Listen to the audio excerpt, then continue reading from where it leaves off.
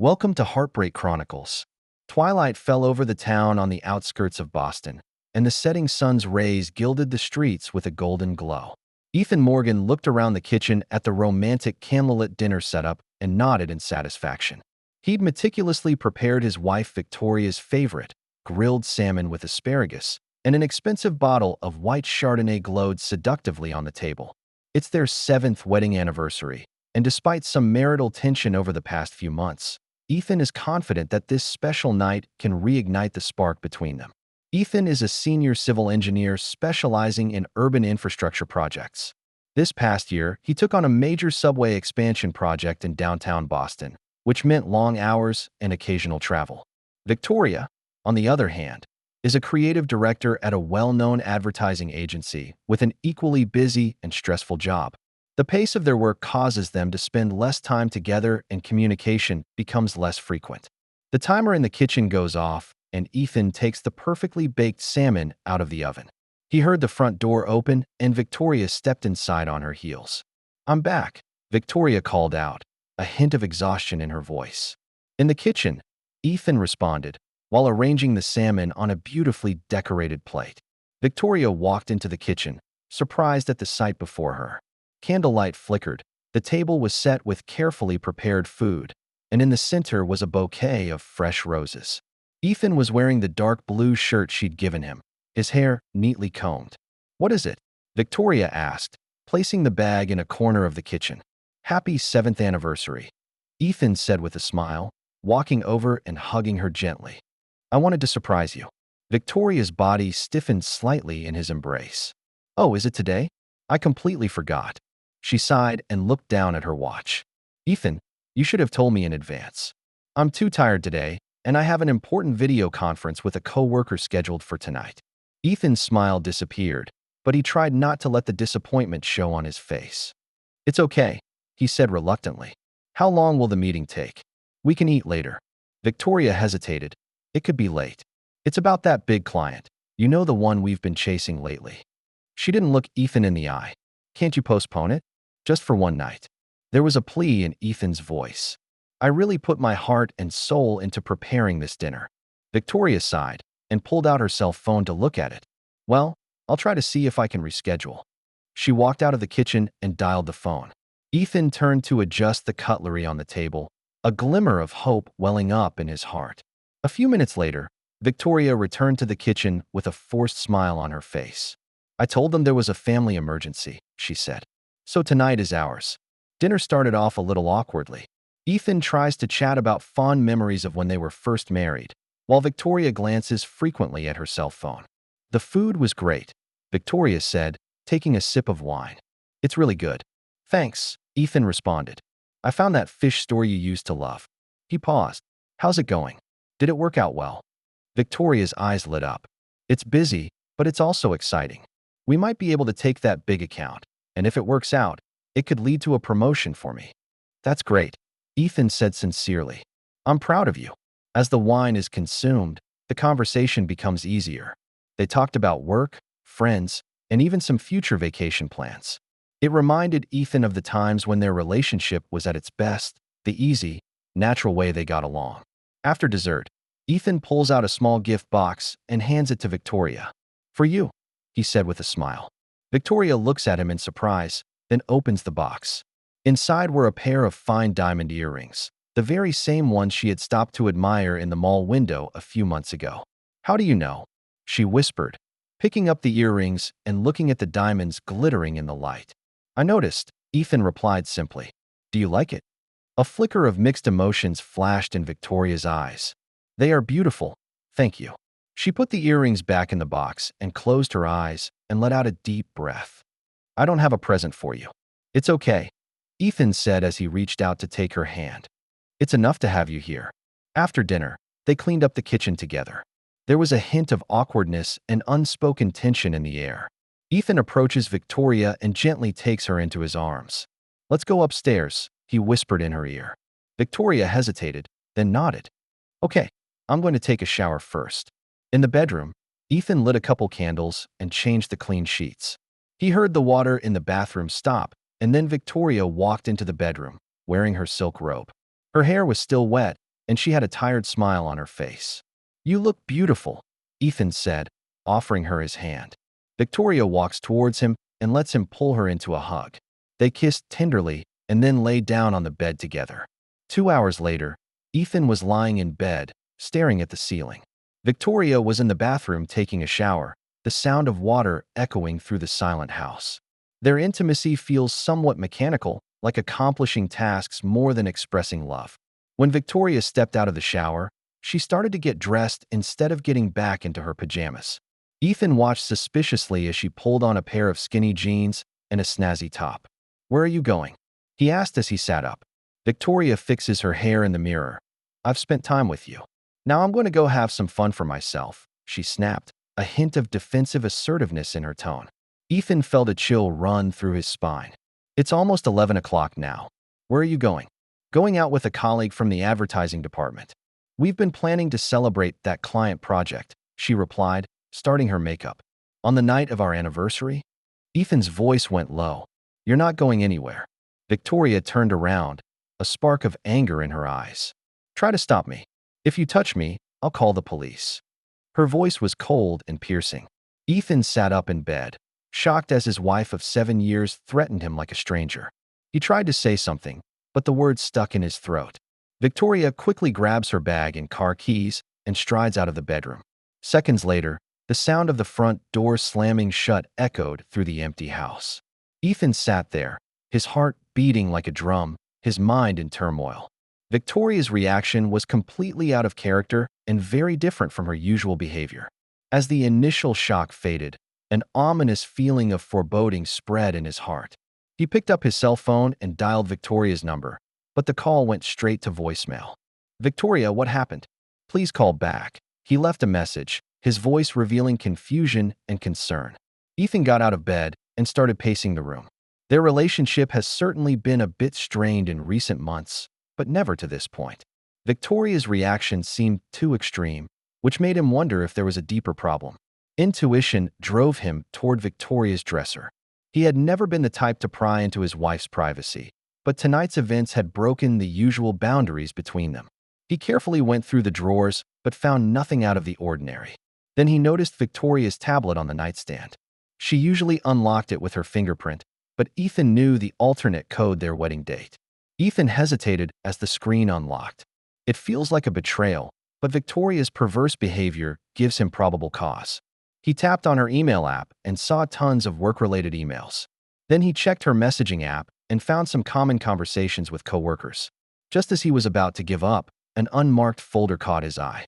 Clicking on the folder, he saw a series of conversations with a contact named Alex. As he read, Ethan's heart raced and a wave of nausea rushed up his throat. The conversation unmistakably indicates that Victoria and this Alex have been intimate for some time. "Can we meet tonight? I miss you." Alex sent the message 3 days ago. "Friday is our wedding anniversary. I'll find a way to sneak out early." Victoria replied. Ethan continues to skim the conversation and realizes that the relationship has been going on for at least 4 months. He'd seen where they dated, intimate words, and even some vaguely suggestive photos. His stomach cramped and his hands trembled so much he could barely hold the tablet. Just then, a new message popped up on the screen. "Get rid of him already?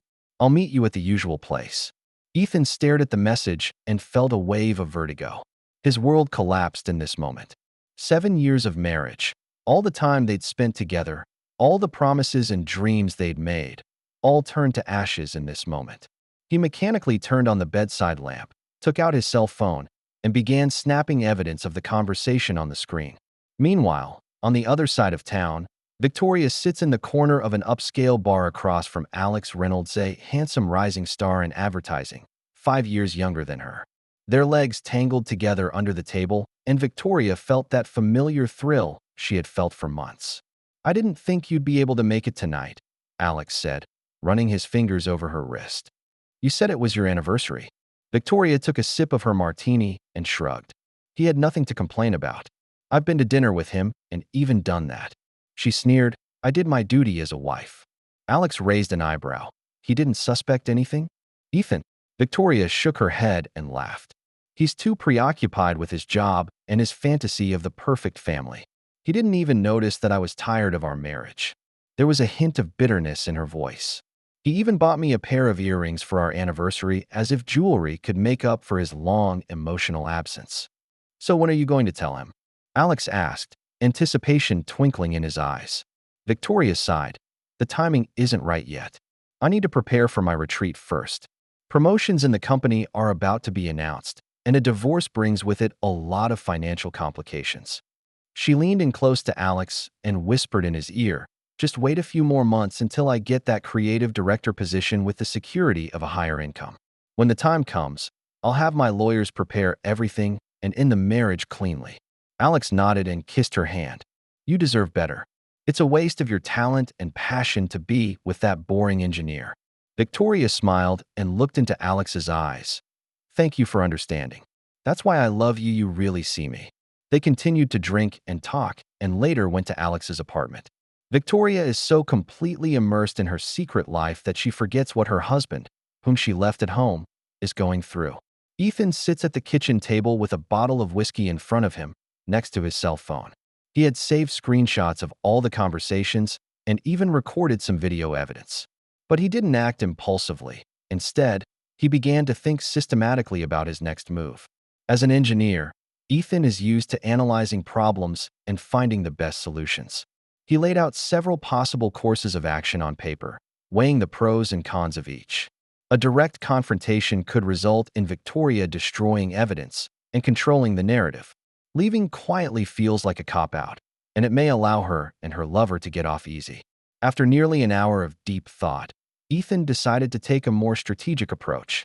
Victoria clearly planned for the end of the marriage, but she wanted it to happen on her own timetable and terms. He wouldn't give her that chance. Ethan turned on his computer and began researching the Massachusetts law on divorce for infidelity. He found that while Massachusetts is a no-fault divorce state, if it can be proven that one party was unfaithful, this can affect property division and alimony. He also learned that privately taken screenshots of conversations might not be admissible in court in some cases, but if he could obtain more direct evidence, that would greatly strengthen his position. In the early morning hours, Victoria still hadn't come home. Ethan calls his old friend Marcus, who is a private investigator.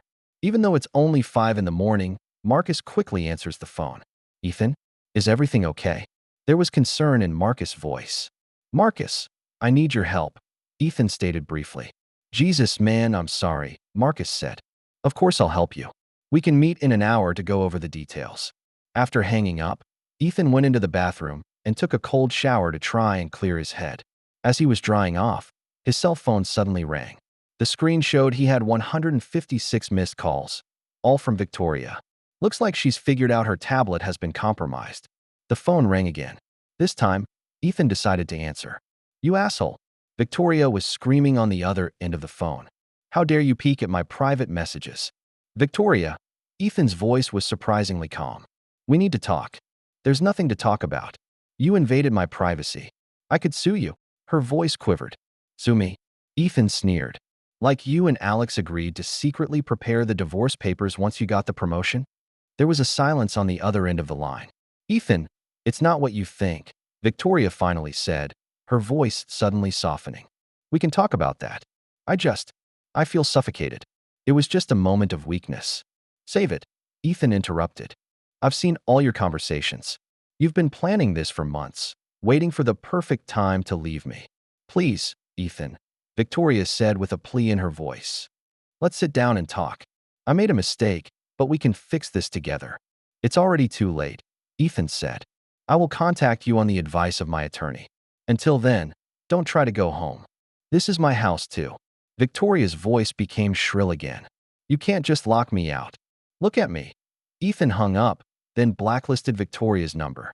He quickly changed his clothes and grabbed his car keys. He needs to get out of the house before Victoria might come back. In the car, he sent an email to the company taking a week's emergency vacation, simply stating that it was because of a family crisis. Then he called his sister Laura and asked if he could stay temporarily for a few days. Sure thing, Ethan. Laura responded immediately upon hearing what had happened to her brother. Are you okay? Not so good, Ethan admitted. But I'll be fine. I need time to think and plan my next step. Come on over and we'll take care of you, Laura said. Rick and the kids will be happy to see you." After hanging up, Ethan took a deep breath. His world fell apart overnight, but he won't let Victoria take control of that. If she wants to play the game, then he'll win in his own way. He started his car and drove to his sister's house, already conceiving his plan of revenge in his mind. In the cozy guest room of Laura's house, Ethan tells his sister and her husband, Rick, everything. Laura is a counselor, and her professional insight, coupled with Rick's experience as a financial advisor, provided Ethan with invaluable advice. "Ethan, I know you're hurting and angry right now," Laura said softly, handing him a cup of hot tea. "But you need to act wisely. Victoria seems to have carefully prepared for the end of this marriage, and her methods are relatively cunning. I suggest you consult with a good divorce attorney immediately," Rick added.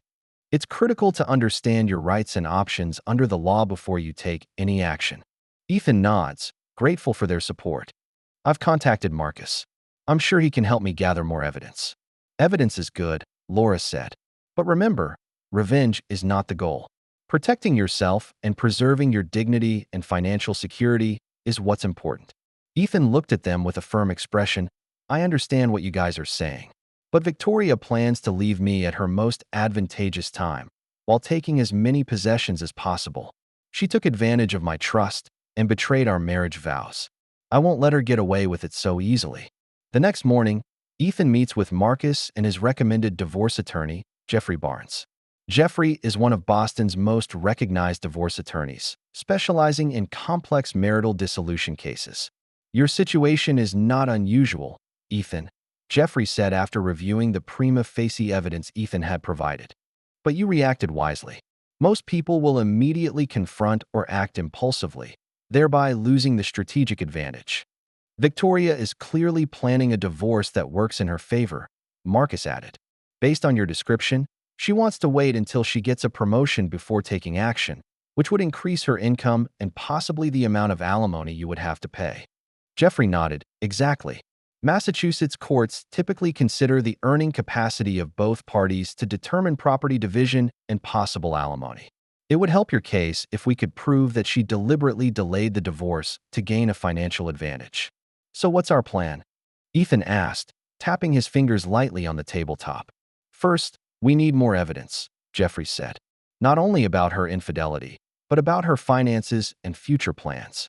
Once we have enough evidence, we can preemptively file for divorce before she gets the promotion." "I've started tracking her movements," Marcus said. "For at least the next 2 weeks, I'll be documenting her every move, especially her interactions with this Alex." Ethan considered. "She doesn't seem to realize how much information I already have. She called me numerous times, sent me many messages, and had mood swings from anger to apologies. It's important to maintain that," Jeffrey advises. "Don't reveal your plans or how much you know. It gives us time to gather more evidence." After leaving the meeting, Ethan felt a twinge of relief. He now has a concrete plan and is no longer a bewildered victim. But the pain and anger in his heart did not lessen. Victoria not only betrays his trust, but plans to use his kindness for her own ends. This kind of calculation and manipulation is more galling than mere betrayal. Over the next few days, Ethan kept a low profile and did not respond to any of Victoria's messages or phone calls. He knew she would start to worry and probably ask their mutual friends about his whereabouts. And that was exactly what he wanted, to put her in a state of uncertainty and anxiety. Meanwhile, the Marcus investigation has made significant progress. Not only does he take intimate photos of Victoria and Alex in various settings, but he also uncovers more disturbing details.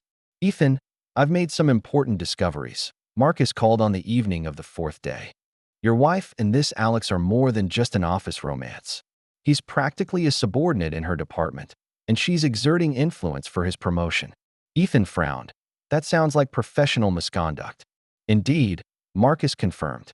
"According to my research, their relationship has caught the attention of others in the office. Some people are upset about it, but no one dares to question it directly because of Victoria's position." This information gave Ethan a new idea. If Victoria is guilty of both personal and professional misconduct, this could provide him with another significant bargaining chip. Ethics codes within companies often prohibit superiors from having relationships with subordinates, especially when it comes to career development decisions. Marcus, do you think it's possible to get evidence about their misconduct in the work environment? Ethan asked, a plan taking shape in his mind. I can try, Marcus responded. But this requires more careful investigation. If you are considering reporting her to her company, I would recommend consulting Jeffrey first to make sure there is no legal risk. Ethan agreed to the suggestion. He realizes that his plan for revenge can be pursued simultaneously on two fronts, protecting his rights through legal means on the one hand, and damaging Victoria's reputation and career by exposing her professional misconduct on the other. This two-pronged approach seemed an appropriate response to her behavior. The next day, Ethan discussed this new idea with Jeffrey. From a legal standpoint, if you have solid evidence that she violated company policy, you can report it to the proper channels, Jeffrey explains. But timing is important. If you do this before the divorce proceedings have begun, it may be viewed as bad faith and could be detrimental to your case. So when do you propose to act? Ethan asked. Jeffrey thought for a moment. Ideally, we'd be operating on two fronts at once. Once we are ready to file for divorce, we can simultaneously file a report of professional misconduct with her company. That way, she will not be able to accuse you of acting out of malice, but rather of upholding professional ethics. This strategy sounds perfect. Ethan nodded in agreement, feeling a strange calmness. He's not a naturally vindictive person, but Victoria's behavior awakens a deep sense of determination and justice in him. Meanwhile, Victoria becomes increasingly anxious. Ethan's sudden disappearance leaves her with no control over the situation. She tried to contact him through friends and coworkers, but no one knew his exact whereabouts. She even went to his office, but was told Ethan had taken a week's emergency leave. Unknowingly, Victoria continues to see Alex, but her mind is clearly not on the relationship. She's beginning to realize that her plan may be spiraling out of control, and Ethan may know more than she thinks. Alex, I don't think something's right, Victoria said worriedly on a date. Ethan's been gone for a week, and I don't know where he's been or what he's been thinking. Alex shrugged nonchalantly. Maybe he just needs time to think. Or maybe he's given up. That's good for us, isn't it? Victoria shook her head. You don't know Ethan. He wasn't the type to simply give up. And he knows about us. I found traces on the tablet. He's probably planning something. Don't you think you're overreacting? Alex asked softly, obviously not too concerned about Victoria's worries. Even if he knew, what could he do? The worst that can happen is an early divorce, and that's what we want, isn't it? Victoria stared at Alex, suddenly realizing how shallow his understanding of the whole situation was. To Alex, it's just an office romance, a fun relationship. But for Victoria, it's about her career, her financial security, and her reputation. If Ethan decides to go public with this, the consequences could be disastrous. Just then, her cell phone rang. It's Caroline, the company's head of human resources. Victoria hesitated, then answered the phone. Victoria, I need you to meet me in my office tomorrow morning. Caroline's voice was unusually serious. There are some important things to discuss. What is it? Victoria asked, feeling a pang of unease. I can't go into details over the phone. Caroline replied briefly. Just making sure you get there at 9 sharp. After hanging up, Victoria's face turned pale. Her instincts told her it had something to do with Ethan's secret relationship with her. Things were rapidly deteriorating, and she couldn't seem to stop it from happening. Meanwhile, Ethan's plan for revenge is coming together. Marcus gathered extensive evidence, including evidence of Victoria's and Alex's misconduct in the workplace, their use of company resources for personal appointments, and evidence of how Victoria used her position to benefit Alex. Jeffrey has the divorce papers ready and is just waiting for Ethan's signal to file them. After all the evidence was ready, Ethan had a final discussion with Laura and Rick. Are you sure you want to do this? Laura asked with concern. Once you start, there's no turning back.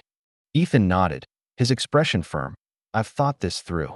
Victoria chose the path of betrayal and deception. Not only did she betray our marriage, she planned to end it in the way that was best for her. I won't let her get away with it. Rick patted Ethan on the shoulder. Whatever you decide, we're behind you. Just remember, after this is over, you need to move on. Revenge may bring fleeting satisfaction, but don't let it define your future. Ethan looked at them gratefully. Thank you for your support. I understand what you guys are saying. It's not just about revenge, It's about making Victoria suffer the consequences of her choices. After that, I'll move on and rebuild my life. The next morning, Ethan called Jeffrey and signaled for action. Jeffrey immediately filed a petition for divorce with the court and also sent a detailed report to Victoria's Human Resources Department and Ethics Committee exposing her inappropriate relationships with subordinates and abusive behavior. Like elaborate dominoes, Ethan's plan begins to unfold step by step. When Victoria walks into the office of the head of human resources, she has no idea what awaits her or that Ethan has orchestrated the perfect storm for her. Victoria steps into the lobby of the ad agency on Monday morning with a confident smile on her face. Today was a big day. The company would officially announce her promotion at an afternoon meeting. Her secret plan is well underway. Secure career success first, then end her stifling marriage cleanly. Although Ethan's reaction over the past few days had been a bit of a surprise, she was confident that she would soon be able to regain control of the situation.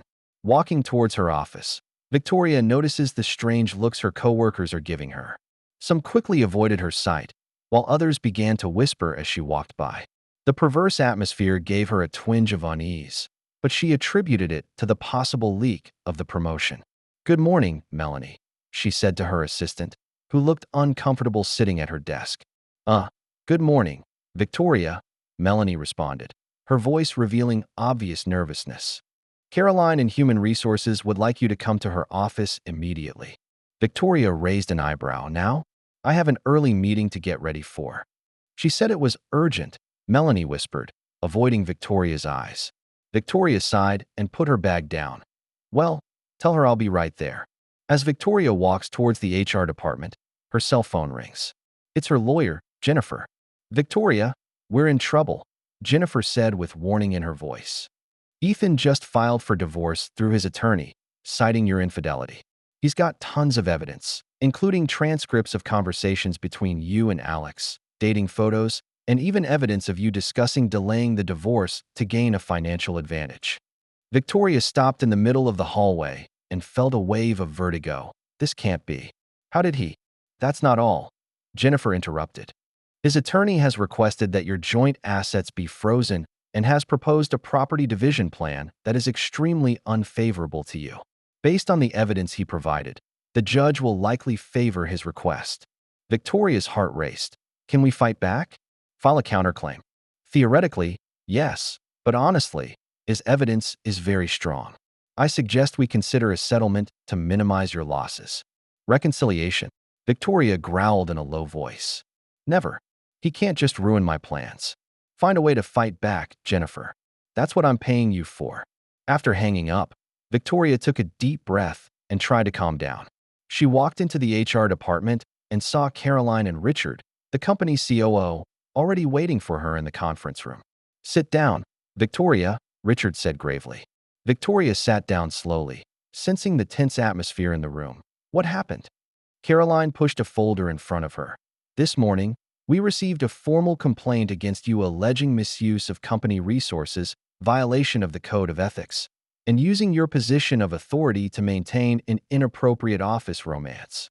Victoria's face instantly turned white. "What? Who is making this ridiculous accusation?" "The complaint was filed anonymously," Richard said, "but was accompanied by extensive evidence, including records of correspondence between you and Alex Reynolds, photographs of you dating during work hours, and financial records of the use of company funds to pay for personal dates." Victoria's hands began to shake. "These are private matters, not related to my job performance." "I'm afraid that's not the case," Caroline said calmly. "As head of the creative department, you directly supervise Alex's work and are responsible for evaluating his performance and recommending him for promotion. Your relationship constitutes a serious conflict of interest." "In addition," Richard continued, "using company resources and time for personal activities violated our employment contract. Considering the seriousness of these allegations, we have no choice but to suspend your nomination for promotion and launch a formal investigation into the matter. You will be suspended with pay for the duration of the investigation." Victoria felt a wave of nausea. "This is a misunderstanding. I can explain." "We've seen the evidence, Victoria," Richard interrupted her. "They are fairly conclusive. We need you to turn in your company's electronic equipment immediately and empty your office with Melanie in tow. The investigation is expected to last 2 weeks, after which we will inform you of the next steps." Victoria sat there in complete shock. In a matter of an hour, her carefully planned perfect life crumbled. Promotions fizzled, professional reputations were tarnished, and her divorce was going to be a nightmare. As the facts became clearer, a terrifying realization surfaced in her mind: that Ethan was in complete control. Meanwhile, across town, Ethan sits in Jeffrey's office for an update on developments. "The court has accepted our divorce petition and agreed to freeze joint assets," Jeffrey said, looking quite pleased. "According to my sources, Victoria's complaint has also been filed and an investigation has begun." Ethan nodded, his expression calm. "Did she contact you?" "Not yet, but I expect it will be soon. I think she's going to try to pressure through your friends and family first, and when that doesn't work, her attorney will reach out to me to negotiate." "What leverage would she have?" Ethan asked. Jeffrey smiled slightly. "Honestly, hardly at all. The evidence in your hand is very strong and your actions are perfectly legal. Her only option is to seek a settlement and hopefully mitigate her losses." Ethan stood up and walked over to the window. "I want her to understand something, Jeffrey. It's not just about money or possessions. It's about the consequences of betrayal, deception, and manipulation." Jeffrey nodded gravely. "I understand. But remember, the legal process is about practical benefits, not emotional fulfillment. We will fight for the outcome that is most favorable to you. But don't expect the court to specifically punish her for her infidelity." "I know," Ethan responded. "But sometimes the biggest punishment isn't losing money. It's losing everything you once had: a job, a reputation, a relationship, and control of your future." After leaving the attorney's office, Ethan drove to the hotel where he was staying temporarily. Over the past 2 weeks, his feelings have gone through a transformation from shock and anger to determination. Now, as his plans began to unfold, he felt a strange sense of calm. He's not a cruel man and doesn't enjoy the pain of others, but Victoria's betrayal and manipulation touches his deepest wounds. In his hotel room, Ethan received an update from Marcus. She's just been suspended with pay. An investigation has begun, and she has been asked to empty her office and turn in company equipment. She looks totally devastated. Ethan stared at the message, mixed emotions welling up in his mind. He doesn't take pleasure in Victoria's suffering, but he does feel a sense of satisfaction that justice has been done. She planned to use him, cheat him, and then discard him, and now she's paying the price for her choices. He replied, "Thanks for the update. Keep watching the situation, especially her interactions with Alex." I wondered how their relationship would develop under pressure. Ethan then received a series of messages and phone calls from mutual friends. Apparently, Victoria has begun contacting them in an attempt to find out Ethan's whereabouts and plans. Some of his friends expressed surprise at the action he took and even questioned whether he was going too far. But most people, after learning about Victoria's betrayal and plans, were understanding and supportive. "Ethan, I just got a call from Victoria," his friend David said. "She sounded desperate and said it was all a misunderstanding and that she would like to meet with you to talk about it. Did she mention how she planned to leave me as soon as she got the promotion, while taking as much of the property as possible?" Ethan asked calmly. There was silence on the other end of the line for a moment. "No," David finally replied. "All she said was that your marriage was in trouble and she made a mistake, but you overreacted." Typical Victoria, Ethan sighed. Even now, she is still controlling the narrative and portraying herself as a victim. "David, I have all the evidence in my hands. I can show you if you want. Then you can judge for yourself if I'm overreacting." "No need, man," David responded. "I believe you. I'm just trying to understand the situation. If you need any help, I'm always here." After hanging up, Ethan realizes he needs to take action to explain the truth to friends and family and prevent Victoria from spreading a distorted narrative. He drafted a short email with some, but not all, of the evidence attached to send to his closest friends and family. The email reads, "Dear friends and family, I know many of you have heard about what happened between Victoria and me. Out of respect and transparency, I would like to clarify some facts. I found out that Victoria was having an affair with her coworker, Alex, and that they planned to end our marriage as soon as Victoria received a promotion in order to maximize financial gain. I decided to protect my rights and hold her accountable for her choices. I won't share all the details publicly, but have attached some evidence so that you know the truth. I thank you for your support and understanding. Ethan. After this email was sent out, Ethan received a flood of supportive and encouraging responses. Though it didn't ease his pain, it gave him a small measure of comfort to know that he wasn't alone. Meanwhile, Victoria's world is rapidly falling apart. After being suspended with pay, she tries to contact Alex, but he seems to have suddenly become difficult to reach. After several attempts, he finally responded to her call. "Alex, we need to talk," Victoria said eagerly. "I got suspended," Ethan filed for divorce, and all hell broke loose. There was a hesitant silence on the other end of the line. "Listen, Victoria," Alex said finally, with a distinct sense of distance in his voice. "I think we need to keep our distance for now. The company has started an investigation, and I can't risk getting further involved." Victoria gripped her cell phone incredulously. "What are you talking about?" "I need your support, Alex. We agreed to face everything together." "That was before I knew things were going to get this complicated," Alex argued. "I can't risk losing my job. I have been transferred to another department and have been warned that I could face disciplinary action if an investigation finds me guilty of misconduct." "So you're just going to abandon me?" Victoria's voice trembled with anger and incredulity. "I didn't abandon you," Alex responded, but his tone lacked conviction. "I'm just saying we need to be careful. Maybe this isn't a good time to meet." Victoria hung up the phone and felt a wave of heaven. In a matter of hours, her career is in crisis, her marriage is falling apart, and now even the love of her life, whom she thought she could count on, is shirking his responsibilities. It was happening so fast that she felt like she couldn't breathe. She called Jennifer, hoping for some good news at least on the legal front. "Any progress?" Victoria asked, desperation in her voice. "It's not looking good," Jennifer said frankly.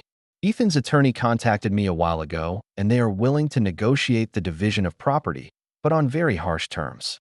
They require you to give up your claim to most of the community property, including the house and major investments. In exchange, they won't disclose more details about your misconduct in court." "This is ridiculous," Victoria protested. "They can't just blackmail me like that." "Technically, it's not blackmail," Jennifer explained calmly. "They have the right to present all relevant evidence in court to support their case. And honestly, Victoria, considering the evidence they have in their hands, it's probably for the best. If the case goes to public trial, more details will become public, which could further damage your professional reputation." Victoria felt a wave of nausea and realized she was being backed into a corner. Ethan has not only taken full control, but is using her own tactics, strategically timing to maximize his advantage. This complete role reversal left her feeling both angry and helpless. "I need to talk to Ethan," Victoria finally said. "Maybe I can explain it to him directly and find a more reasonable solution." "I don't think that's a good idea," Jennifer warned. "All current communications should be made through an attorney. Direct contact will only complicate the situation." But Victoria had made up her mind. She needs to face Ethan, needs to look him in the eye and understand how he's gone from that gentle, predictable husband to this cold, shrewd adversary. Despite Jennifer's advice, Victoria decides to go to Ethan herself. She'd tried every possible place: his office, the restaurant they frequented, even his friend's house, but hadn't found him. Eventually, she contacted Ethan's sister, Laura, in hopes of getting some leads. "Laura, please tell me where Ethan is," Victoria pleaded over the phone. "I need to talk to him." "He doesn't want to see you, Victoria." Laura's voice was calm and firm. "And honestly, I can't blame him. Laura, this is between us." Victoria tried to apply pressure. "It's our marriage. We need to address this issue face to face like adults. You should have considered that before you betrayed him and planned to use him," Laura responded, disappointment evident in her voice. "I've always thought of you as a sister, Victoria. I can't believe you would do this to Ethan. He was one of the kindest, most loyal people in the world." Victoria felt tears well up in her eyes. "I know I've made a terrible mistake, but everyone deserves a chance to right a wrong, don't they?" "It wasn't a mistake, Victoria," Laura said calmly. "It's a series of choices. You chose to lie to him, you chose to build a relationship with Alex, and you chose to plan to leave Ethan when it was in your best interest to do so. Now he chooses to protect himself. Respect his decision. After hanging up, Victoria felt completely isolated. Her social circle is rapidly shrinking, with friends either avoiding her or openly siding with Ethan. She begins to realize that Ethan has shown them evidence that undermines any possibility of her portraying herself as a victim. Over the next few days, the situation continued to deteriorate. The company's investigation went deeper and more evidence surfaced. Evidence of not only her relationship with Alex, but how she uses company resources to maintain that relationship and how she favors him in her work decisions. Meanwhile, Alex cuts off contact with her completely, apparently trying to protect his career. A week later, Victoria received official notification from the company that an investigation had found that she had indeed violated the company's code of ethics and standards of professional behavior. The result was termination of employment without any severance pay. That same day, she learns that Alex has been demoted and transferred to another part of the company, but kept his job. The news was like the last straw that crushed Victoria. She lost her job, her marriage, her lover, and even many of her friends. She felt more alone and desperate than ever. In a heavy-handed decision, she instructed Jennifer to accept Ethan's offer of settlement terms. "Are you sure you want to do this?" Jennifer asked, clearly surprised by Victoria's sudden transformation. "We can continue to fight for better terms." "It's no use," Victoria said wearily. "Ethan has won. I don't have the strength to fight anymore. I just want to end it all and start my life over." Jennifer sighed. "I'll contact Mr. Barnes and tell him we accept their offer. But Victoria, you should know that this means you'll be giving up most of your joint property. Are you sure this is what you want?" "I had no choice," Victoria replied. "Continuing to fight will only make things worse by exposing more details. I need to salvage what I can still salvage, a little bit of my dignity and the possibility of a fresh start." Meanwhile, Ethan receives a call from Jeffrey informing him that Victoria has agreed to accept their settlement terms. "It was quicker than I expected," Ethan admitted, slightly surprised by Victoria's sudden concession. "It seems like the loss of her job has affected her quite a bit," Jeffrey explains. "According to my sources, she was fired without any severance pay, which put her in a precarious financial situation. Also, it seems that her relationship with this Alex has broken down." Ethan was silent for a moment, contemplating the news. He should have felt the joy of victory, but what he mainly felt was a strange sense of peace and relief. "So what's next?" he finally asked. "We will draft the final agreement, arrange for signatures, and then present it to the court," Jeffrey replied. "Considering that both parties agreed to the terms, the process should be relatively quick and smooth. You should be legally free in a few weeks." Ethan nodded, though Jeffrey couldn't see the action over the phone. "Okay, let's get this done quickly." A few days later, the final agreement was ready. Under the agreement, Victoria waived her claim to their joint estate and most of their investments, retaining only her personal retirement account and a portion of her cash assets. In exchange, Ethan agrees not to disclose further details in court, which protects Victoria's privacy and future career prospects. The day the final documents were signed, Ethan and Victoria met in Jeffrey's office, the first time they'd been face-to-face since that fateful anniversary night. Ethan was surprised at the change in Victoria when she walked into the conference room. The once radiant and confident woman now looks haggard, with noticeable dark circles under her eyes and scribbles on her once perfect makeup. They signed the document in silence in the presence of their lawyers, barely communicating the whole time. Only when all the papers were signed did Victoria finally speak. "You got what you wanted," she whispered, both anger and sadness in her voice. "You destroyed my life." Ethan looked at her calmly. "No, Victoria, you destroyed it yourself. I just didn't let you destroy mine at the same time." A flash of pain flashed through Victoria's eyes, but she quickly regained her cold expression. "You know, I never thought you'd be like this. So cold, so planned. Ironically, I thought the same thing about you," Ethan responded. "The funny thing is, we didn't really get to know each other until the end of our marriage." Victoria stood up, ready to leave. "Have a nice life, Ethan." "You too, Victoria," Ethan replied calmly. "I hope you've learned something from all this." Victoria didn't respond, just turned and left the conference room, gently closing the door behind her. Ethan sat there, feeling a strange sense of relief. The marriage is finally over, and he can start rebuilding his life. While the pain and feelings of betrayal remain, He knows he made the right decision to protect his dignity and interests. Meanwhile, Victoria walks out of her lawyer's office and wanders the cold Boston streets. Her future had never been more uncertain. No job, loss of most of his possessions, tarnished reputation, and bleak outlook. She begins to understand the consequences of her actions and the damage she has done to Ethan. It wasn't just a bad decision, but a series of conscious choices that ultimately led to the realization of all her nightmares. A few days later, Victoria received an unexpected phone call. A small Chicago ad agency was willing to offer her an entry-level creative position. The paycheck is half of what she used to make, but at least it's a fresh start away from the gossip and humiliation of Boston. This is a great opportunity, considering the current situation, the hiring manager explained. We know you've been through some career challenges, but we believe in your talent and experience. However, we need you to start at the bottom and prove yourself again. Victoria gratefully accepted the position. It wasn't what she wanted, far below her abilities and experience, but it was the best chance she could get right now. A week later, she packed her bags and left the city she once called home to start her new life. Meanwhile, Ethan's life is changing significantly. After his divorce was finalized, he decided to accept an offer of a position with a large engineering firm in Seattle. It's a fresh start, away from painful memories and the shadows of the past. On his last day before leaving Boston, he had dinner with Laura and Rick to thank them for their support during the most difficult times. "I can't believe you're really leaving," Laura said a little sadly. "I'm going to miss you terribly. I'll miss you guys too," Ethan responded sincerely. "But it was the right decision. I need a whole new environment to start over." "What do you think?" Rick asked with concern. "About everything." Ethan pondered the question for a moment. "Honestly, I'm fine. Sure, there's hurt, but there's also a sense of relief. I can finally move on and stop living a life of lies and betrayal." "Do you ever regret what you did?" Laura asked carefully.